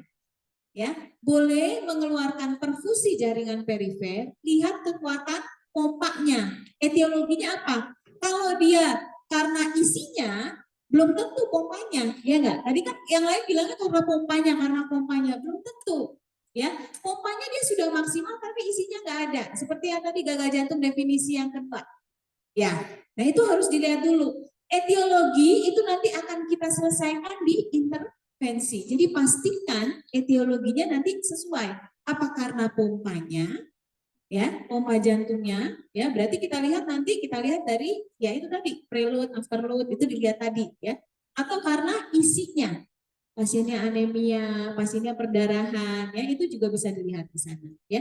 Jadi boleh perfusi yang perifer, ya. Tanda dan gejalanya nanti yang muncul adalah yang tadi udemnya, ekstremitasnya dia dingin, ya. Apakah dia kering atau dia cyanosis, pucat, itu yang nanti kita lihat, ya. Oke, deal ya yang perfusi. Ada lagi nggak kira-kira? Selain ini, tadi selain hipervolemi, kalau hipervolemi nggak usah dibahas ya. Terus tadi yang perfusi sudah. Ada lagi nggak? Saya sengaja keluarin langsung defisit pengetahuan biar nggak keluar di kelas ini. Ya, sengaja habis defisit pengetahuan. Untuk pertama dulu muncul, oh tidak bisa. Ya. Ada lagi?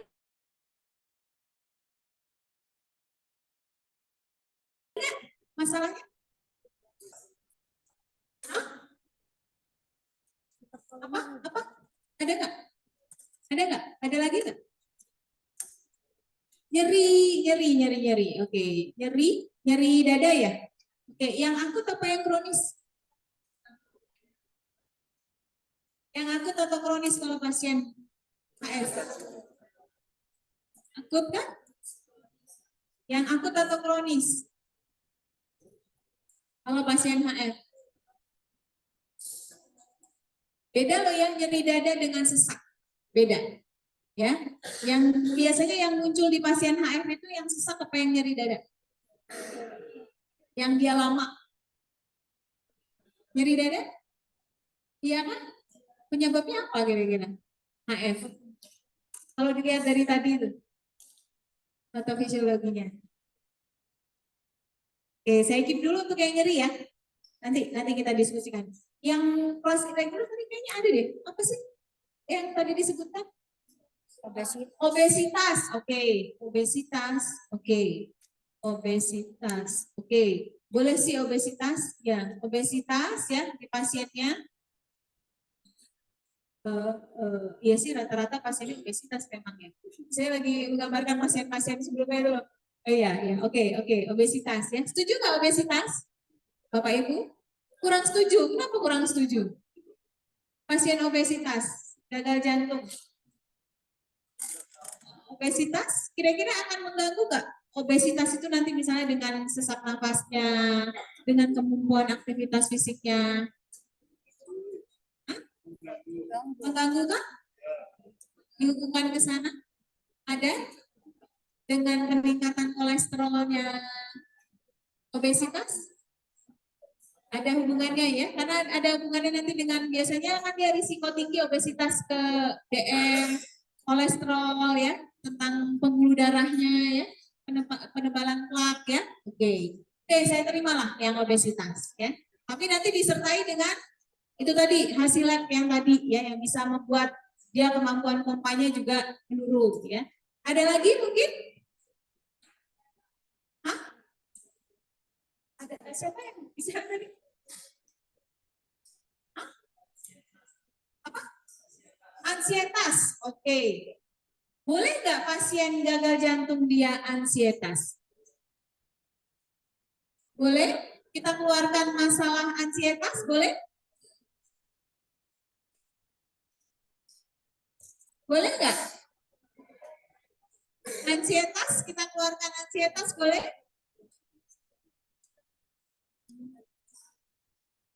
Alasannya apa kira-kira kita keluarkan ansietas? Ada yang bisa bantu saya?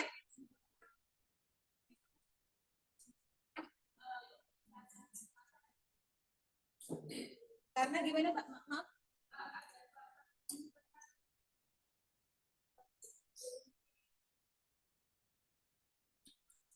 Oke, ada dia insomnia dengan kegelisahan dan kecemasan. Oke, nah, itu udah dikeluarin tuh masalah keperawatan itu. Ya. Ada ansietas. Oke, ansietas bisa kita keluarkan? Boleh ya. Oke, boleh ansietas. Yang harus dilihat dulu ansietasnya karena apa ya? Kalau dia karena pertama kali masuk ke rumah sakit, ansietas ya bisa kita gabungkan dengan yang defisit pengetahuan. Atau kalau dia ansietas karena kondisinya yang semakin lama semakin tidak baik, bisa nanti kita kaitkan misalnya dengan kemampuan coping, berduka ya dan lain-lain. Itu bisa kita gabungkan di sana ya. Kemudian tadi Mbaknya udah mengeluarkan insomnia, ya itu juga salah satu masalah keperawatan. Pasien gagal jantung dia memang punya masalah di istirahat dan tidur, ya. Yang muncul memang insomnia, bukan gangguan pola tidur. Bukan gangguan pola tidur kan ada 3 tuh ya. Kalau yang masalah tidur ya di SDKI itu ya atau di Nanda itu ya. Gangguan pola tidur, kesiapan meningkatkan tidur dengan yang insomnia. Kalau yang ini insomnia, pasien gagal jantung, ya. Oke. Ada lagi kira-kira? Risiko jantung. Wah, luar biasa ini. Saya nunggu-nunggu nih dari tadi. Risiko jantung. Kenapa Bu pasiennya mau risiko jantung? Ini Bu siapa ini?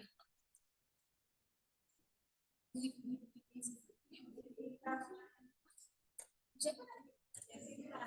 Bu Yasinta. Oke. Kenapa bisa risiko jatuh, Bu?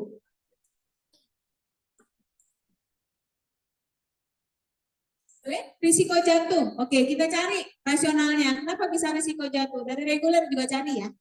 Risiko jatuh. Penurunan tingkat kesadaran.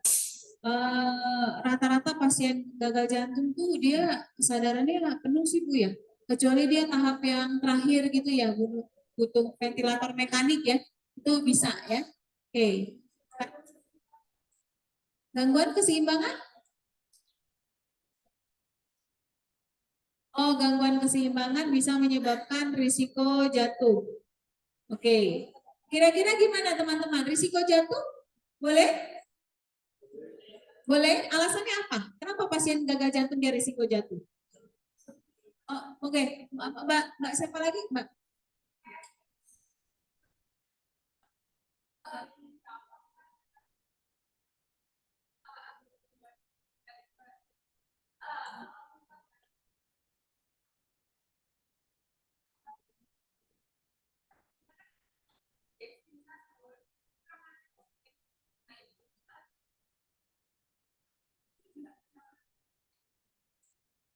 Oke, sebenarnya yang lebih cocok itu adalah intoleran aktivitas.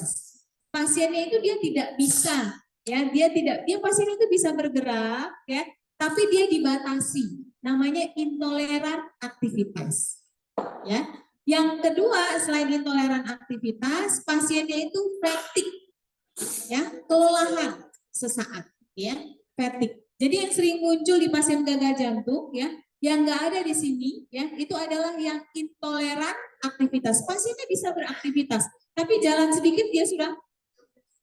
Nah, berarti harus kita batasi dia beraktivitas, intoleran aktivitas, atau diabetik ya.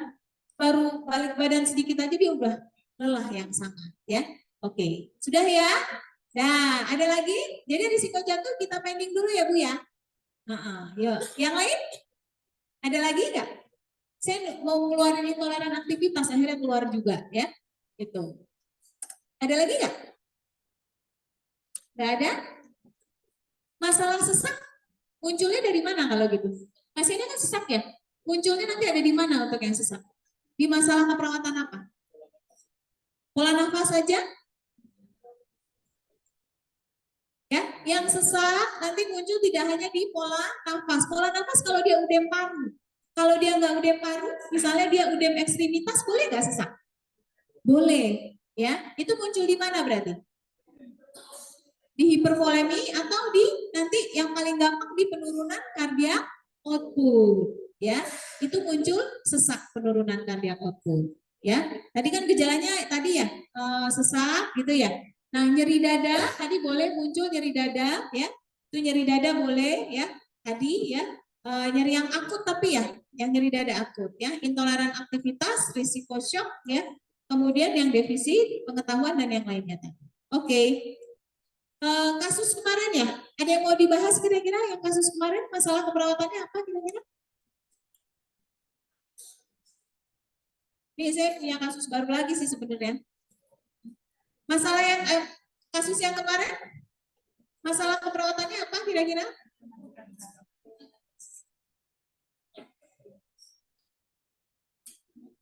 Masalah yang kemarin sebentar, saya buka dulu yang kemarin ya.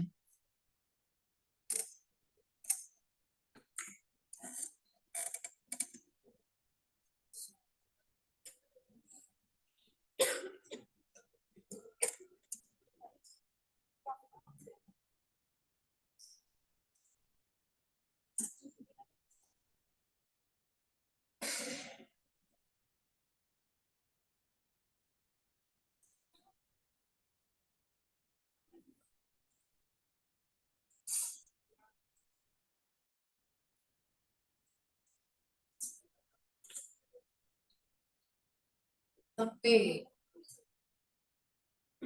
Seorang laki-laki 55 tahun sedang menjalankan program pengobatan untuk gagal jantung kongestif sejak 6 bulan yang lalu. Saat kontrol ke poliklinik, klien mengeluh mudah merasa lelah saat beraktivitas. Kemudian contohnya saat diajak bermain mengejar cucunya yang berusia 2 tahun, tiba-tiba merasa lelah dan sesak nafas. Hasil pemeriksaan fisiknya, tensinya tinggi, nadinya cenderung tinggi, RR-nya dia normal, suhunya tinggi, tinggi badan dan berat badannya 158 per 80, hitung IMT nggak kemarin? Berapa? 32, obesitas pasiennya ya. Kemudian BMI-nya berapa? Jadi nanti biasakan hitung BMI sama BMI ya. Oke, berapa BMI-nya? Berat badan idealnya berapa? Ya kan 80 kilo nih, idealnya berapa? Kalau memang dia obesitas kan berarti harusnya lebih dari 20 atau 30 kilo gitu kan ya? 55 kan ya? Oke, betul ya? Ya. Kemudian udah itu yang BMI-nya 55 ya? kok 55 sih? 158, berapa? BMI berat badan ideal? Berat badan idealnya berapa? 158, 53 kan ya? Sekitar 53 ya. Ini 27 lah ya. Kelebihan 27 kilo ya. Wih, banyak juga ya. JVD itu jugular vena distensi ya. Jugular vena distensinya ada, udem ekstremitas bawah positif. Pasien punya riwayat hipertensi 10 tahun yang lalu dan dia tidak patuh minum obat, makanan berlemak tinggi seperti jeroan ya, enak memang ya. Saat ini tinggal serumah dengan anak perempuan dan menantunya. Oke, pasien masuk kategori gagal jantung? Masuk. Oke. Gagal jantungnya kategorinya apa? Klasifikasinya apa?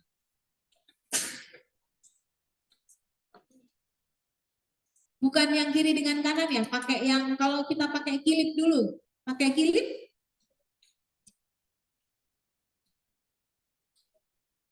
Saya kasih dulu ya.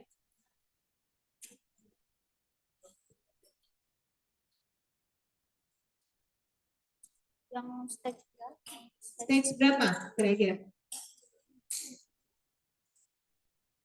Stage 3. Kita bahas dari awal ya. Dia kan mau Oke, pakai kilip. Pasiennya di kasus masing-masing masuk di kilip, masuk mana? Ini bukan mengajarkan kalian diagnosis loh ya.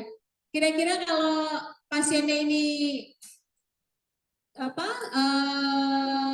kita lihat dari tanda dan gejalanya, dia masuk kemana? Atau kompensasinya dia kemana? Ke 2, oke, sip. Kemudian kalau dilihat dari NYHA, bisa melakukan aktivitas, bisa ya. Kemudian tapi dibatasi ya, ini ada sesak ya, berarti masuk kelas 2. Oke. Kemudian untuk kalau trajektori dia kayaknya sudah lama ya yang kena ya, kayaknya dia masuk ke persisten ya, persisten heart failure ya. Oke, gagal jantung kiri atau gagal jantung kanan? Ada kongestif, tandanya apa? Ada gagal jantung kiri, ada udem pulmo ya, dan ada gagal jantung yang kanan. Oke, sip. Kemudian apalagi gambaran EKG nggak ada ya. Nah, berarti perlu kita lakukan tes atau perlu kita lakukan pemeriksaan penunjang apa enggak di pasien ini? Perlu. Apa yang kita perlukan? EKG, EKG-nya belum kelihatan ya. Kemudian tes darah ya untuk melihat apakah dia gangguannya memang karena isi ya atau karena enzim jantungnya ya dan lain-lain. Terus apa lagi? Ronsen perlu, ronsen dada? Perlu ya, kita melihat seberapa jauh pembesarannya kalau dari ronsen dada ya. Pemeriksaan fisik perlu enggak? Perlu. Oke. Untuk obat, kira-kira pasiennya butuh obat apa? Furosemid ya, untuk diuretiknya, betul ya. Kemudian butuh nggak untuk bisa meningkatkan atau mempertahankan tekanan darahnya atau menurunkan tekanan darahnya? Pasiennya punya riwayat hipertensi ya. Nah, punya riwayat hipertensi, berarti kita perlu turunkan dia ke 120? Jangan, mabuk pasiennya nanti. Dia ke arah hipotensi ya. Berarti harus kita cari dulu pasiennya normalnya itu berapa. Kalau dia normalnya 140, oke, 150 dia tinggi. Tapi jangan disamakan dengan tekanan darah kita. Saya kasih contoh ya. Jadi saya waktu kapan ya? Waktu beberapa tahun udah lama ya. Nah, saya kan bimbingan profesinya di CVCU ya. Jadi di CVCU, saya ke CVCU, kemudian teman-teman adik-adik yang profesi itu sudah datang gitu ya. Aduh, saya pusing kepala saya gitu kan ya, karena saya habis ada visitasi akreditasi kemarin itu ya. Terus coba saya minta tolong ditensi, nggak usah bilang orang ruangan, nanti bisa heboh gitu ya. Nah itu tolong ditensi lah ya. Saya aja Bu yang tensi, oke nggak apa-apa tensi, tolong ditensi ya gitu, oke ditensi ya. Wah ini normal, 120/80, tapi kepala saya pusing ya. Nah, kepala saya tuh pusing, saya pokoknya nyeri tengkuk. Oh, ini stres itu, katanya gitu. Kamu nggak nanya saya tambah, normal saya berapa? Baru bilang normal. Wah, ini normal Bu, 120/80. Kamu nggak nanya saya tambah, normal saya berapa? Loh, Ibu normalnya berapa? 100/60. Nah, berarti kalau saya 120/80, berarti apa? Tinggi, ya. Sama seperti pasien hipertensi. Dia tingginya atau dia normalnya, dia pasti di atas rata-rata orang yang normal. Ya, biasanya berapa Pak? Oh ya 140, sekarang 150, berarti naik. Target kita untuk menurunkan berarti di 140. Jangan dipatok ke 120 gitu, ya. Paham ya maksudnya ya? Jadi itu contoh yang paling simpel. Jadi oh gitu ya, makanya tanya dulu normalnya berapa ya. Oke, ya udah saya minta tolong dipanggilkan ini, saya minta obat. Nah, ya itu contohnya ya. Jadi mulai sekarang ya ditanyakan tekanan darah biasanya itu berapa. Oke? Nah, itu. Jadi pasien ini ya kalau misalnya dia tadi 150, dia kemungkinan tinggi atau dia kemungkinan rendah. Bisa saja pasien ini shock kardiogenik boleh. Ya, karena dia tekanan darahnya semakin lama semakin menurun. Siapa tahu dia normalnya 150 atau 160, ya. Nanti ditanyakan dulu. Oke? Sip, ya. Jadi pasiennya kalau dia tinggi, kita kasih obat anti hipertensi, ya, dikombinasikan dengan furosemid. Oke, clear, ya. Monitor intake dan output perlu nggak? Kenapa perlu? Soalnya ada UDEM, ya. Gimana cara monitor intake dan outputnya pada pasien ini? Ini langsung ini aja ya intervensinya ya, untuk diagnosisnya ya. Gimana caranya untuk monitor intake dan outputnya? Minum diuretik, oke, itu kan kolaborasi. Kalau kita pakai OTEK, OTEK, intervensi keperawatan, ya. O-nya itu observasi, T-nya itu terapeutik, E-nya itu edukasi, K-nya itu kolaborasi. Kolaborasi sudah kita diskusikan, kita pakai diuretik. Observasi, kita perlu observasi nggak untuk UDEM-nya? Perlu. Yang kita observasi apa? Ih, Bapak masih UDEM ya Pak ya? Ya. Gitu kan? Apa? Urin. Nah, urin. Ya urin boleh ya. Intake dengan outputnya kita observasi setiap hari. Ya, intake dengan output. Intake-nya, outputnya urin sudah dibilang tadi dari SAP. Outputnya urin ya, muntah ya, kalau pasiennya muntah ya. Intake-nya apa? Minum cairan infus ya. Terus apa lagi? Kalau dia Pak ya itu infus pasien nggak pakai syringe pump ya.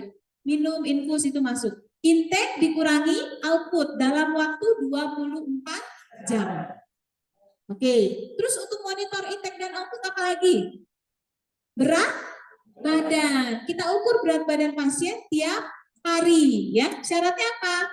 Bajunya harus disesuaikan. Biasanya dia kalau pagi ya, kita ngukur pagi dia pakai misalnya pakai apa? Pakai jaket gitu misalnya. Ya udah berarti pakai jaket, jangan dia cuma pakai piyama doang, kan beda ya, beratnya itu beda. Ya, jadi harus sama beratnya. Itu untuk monitor. Kalau untuk terapeutik kita kasih apa? Terapeutik itu tindakan keperawatan yang mandiri ya. Kita kasih apa? Perawat? Membatasi asupan cairan dan garam. Kitakah itu atau kita kolaborasikan itu? Membatasi cairan dengan garam. Kolaborasi ya, batasi cairan dan garam. Apa kira-kira? Atur posisi pasien ya. Dia kemungkinan besar dia sesak ya. Kita berikan posisi semi Fowler. Kita evaluasi lagi. Kalau masih sesak kita naikkan ke Fowler ya. Atau pasiennya enaknya pakai yang tadi bantal berapa gitu ya. Nah ya. Atau pasiennya enaknya posisinya apa tanpa bantal atau bagaimana ya. Biasanya ada yang posisinya macam-macam. Ada yang dia di tempat tidur kakinya lonjor dua, dia pegang pahanya, ada yang seperti itu, ada yang bisa pakai meja, ya taruh tangannya di situ untuk mengurangi beratnya, boleh ya, betul ya, nanti diidentifikasi. Itu kemudian apa lagi? Posisi, ada lagi? Enggak ada lagi. Oksigen, boleh ya, dikolaborasikan. Terus ada lagi? Ya. Lingkungan nggak perlu disiapkan kan untuk pasiennya, biarin aja. Yang nyaman tuh kayak apa? Ya, tidak memicu metabolisme lebih lanjut. Panas gitu misalnya. Panas itu kan dia harus kipas-kipas. Kira-kira dia akan banyak aktivitas nggak? Ya, itu harus kita kurangi. Itu kita nambah intoleran aktivitas itu. Paham ya? Tuh, jadi mungkin dikasih ke ruangan, masuk aja ke ruang CVCU, dimasukin ruang CVCU, gitu ya. Nah, sudah untuk T udah ganti lagi. Edukasi sekarang. Edukasi boleh tadi ya, membatasi garam ya. Kenapa garam harus dibatasi? Pasiennya udem, ya enggak? Garam itu dia sifatnya menarik cairan ya. Jadi garam menarik cairan. Jadi harus kita kurangi garam ya. Kemudian apa lagi? Edukasi. Hah? Wah, ini Pak Jenny di belakang nih baru saya enggak. Apa Pak? Kenapa Pak? Takut di depan? Ya depan lebih galak ya Pak ya. Apa Pak? Oh iya, membatasi intake minum. Setuju nggak? Oke, kita batasi intake-nya, ya. Oke, terus dicatat loh ya. Jangan cuma terus dicatat, harus dipastikan. Saya pernah punya ini gambaran lagi ya. Jadi waktu bimbingan profesi lagi ya, saya tanya, Mbak pasiennya apa? Gagal jantung Bu. Nah, terus kamu udah batasi cairan dan lain udah diedukasi. Wah sudah Bu. Oke ya sudah. Kamu batasi berapa? Saya beritahu. Kalau sehari bapaknya itu harus minum 3 gelas. Oke, gelas yang mana Mbak? Gelas apa? Ya pokoknya 3 gelas Bu. Oke, yuk kita lihat ke pasiennya. Ayo, Pak katanya tadi sudah dikasih 3 gelas ya? Sehari, iya Bu 3 gelas. Coba, saya mau lihat gelasnya yang dipakai. Gelas yang besar, ya isinya itu bisa 3-4 kopi di sana ya. 3 gelas 4 kopi ya. Astaga. Terus yang ini kaget, oh, gelasnya kayak gitu, wah Bu ini di luar ini saya Bu, katanya gitu ya. Nggak usah ngeles lah, udahlah aku ya kesalahanmu ini, sudah gitu ya. Nah ini kalau di total itu hasilnya itu sekitar 3 liter kalau nggak salah. Dia kan 3 ya, jadi itu ya. Jadi pasiennya coba kamu evaluasi. Kira-kira selama kamu rawat dia berkurang nggak udemnya? Pantesan Bu kok tambah udem. Ya itu ya. Nah itu oh ya awalnya itu pantesan kok tambah udem ya. Udah kita ke sana ya. Itu. Jadi pastikan gelasnya itu takarannya jelas ya. Yang dicari itu takaran bukan ukuran gelas ya. 3 gelas satu hari. Oke, 3 gelas satu hari. Udemnya berkurang, Mbak. Enggak itu malah tambah. Apa kita perlu tambah obat? Ah, ayo ya. Nggak bisa langsung kayak gitu ya. Jadi dilihat dulu. Sudah? Kemudian edukasi udah ya. Kolaborasi tadi pemberian diuretik dengan anti hipertensi. Sudah ya? Oke. Terus apa lagi kira-kira? Udah kayaknya. Ada lagi? Di pasien tadi ada lagi? Batasi apa Ibu? Batasi pengunjung. Aduh kesian banget batasi pengunjung ya Bu ya. Kenapa Bu? Karena pengunjung suka bawa makanan yang enak-enak gitu kan?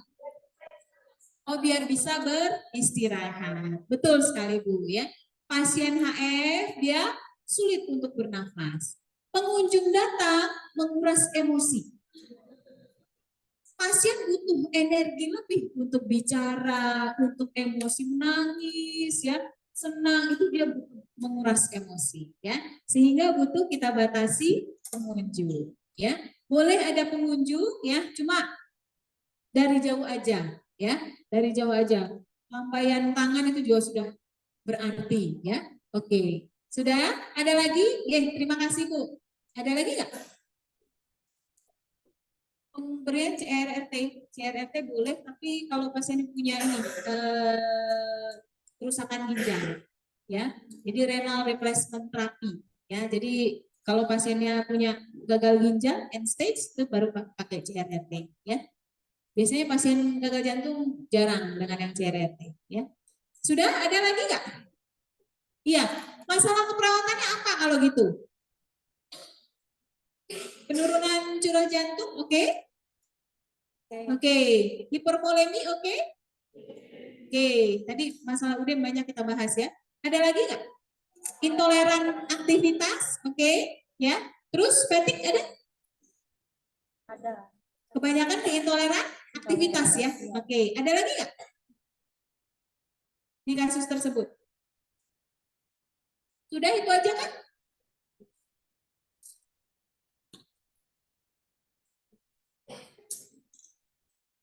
Udah. Ya udah kalau udah. Ya. Ya. Oke, saya kira itu. Ada yang mau ditanyakan nggak dari soal kasusnya? Kira-kira bisa menggambarkan nggak tentang gambaran gagal jantung itu seperti apa? Bisa ya? Oke. Saya kasihkan kasus satu lagi sebelum kita akhiri ya. Latihan lagi ya. Satu lagi. Tuan G, data 58 tahun, datang ke IRD. Rumah sakit sehat selalu, dengan keluhan sering merasa sesak nafas dan fatigue saat melakukan aktivitas. Kemudian bengkak di kedua kakinya, ada pembengkakan vena jugularis ya. Dari ronsen ya, ditemukan ada kardiomegali dan akumulasi cairan di paru-paru ya. Hasil ECG-nya aritmia. Perawat memberikan furosemid, nitrogliserid dengan dopamin ya, mengawasi TTV dan produksi urin. Pasien tidak tahu volume urin yang dikeluarkan selama sakit ya. Oke, kira-kira pasien ini gagal jantung kiri, gagal jantung kanan? Kedua kakinya berarti domestik. Ada dua ya. Oke. Kiri kanan? Kongestif. Oke. Ada masalah di tanda-tanda vital? Preload dengan afterload? Ada, heart rate-nya dia meningkat. Sementara tekanan darahnya menurun, ya. Ini pasiennya aslinya dia punya hipertensi sebenarnya, nggak saya tulis ya. Oh iya, pasiennya sebenarnya punya hipertensi ya. Tapi tekanan 100/70 pun itu sudah turun ya. Nah, itu sudah turun ini. Nah, ini tensinya menurun, nadinya meningkat. Nah, ini ada satu tanda dia kegawatan sebenarnya ya. Oke, terus apalagi RR-nya 32 kali. Normalnya berapa? 20. Oke, ada peningkatan ya, sesak nafas kemungkinan pasiennya ya, cocok pasiennya mengeluh sesak nafas. Nah, terus dari hasil ECG-nya aritmia ya. Kemudian perawatnya ini didelegasikan memberikan furosemid, nitro dengan dopamin. Ciri khas pasien gagal jantung. Oke, kalau kita lihat di sini masalah keperawatannya apa kira-kira? Yang utama